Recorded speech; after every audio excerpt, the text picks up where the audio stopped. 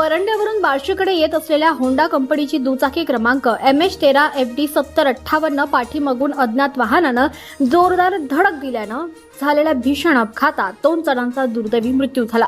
या घटनेमुळे खांडवी तालुका बार्शी जिल्हा सोलापूर या गावावर शोककळा पसरली आहे। मिळालेल्या माहितीनुसार परंडा बार्शी मार्गावर हा अपघात घडला। दुचाकीला पाठीमागून आलेल्या अज्ञात वाहनानं जोरदार धडक दिल्यानं दुचाकीवरील सर्जेराव पाटील वयवर्ष 60 यांचा जागीच मृत्यू झालाय। तर बाबासाहेब गव्हाणे वयवर्ष 55 यांना गंभीर अवस्थेत जगदाळे मामा हॉस्पिटलमध्ये उपचारासाठी रुग्णालयात दाखल करण्यात आलं होतं। मात्र उपचारादरम्यान त्यांचीही प्राणज्योत मालवली। दोघेही मृत व्यक्ती खांडवी येथील रहिवासी असून त्यांच्या निधनाची बातमी गावात समजतात हळहळ व्यक्त करण्यात आली आहे। गावातील सामाजिक आणि कौटुंबिक क्षेत्रात त्यांचा मोठा संपर्क असल्यानं त्यांच्या निधनामुळे खांडवी गावावर शोककळा पसरली आहे। दरम्यान अपघातानंतर धडक देणाऱ्या अज्ञात वाहन चालकासह घटनास्थळावरून पसार झाल्याची प्राथमिक माहिती मिळते। संबंधित पोलिसांकडून अपघाताचा अधिक तपास सुरू आहे।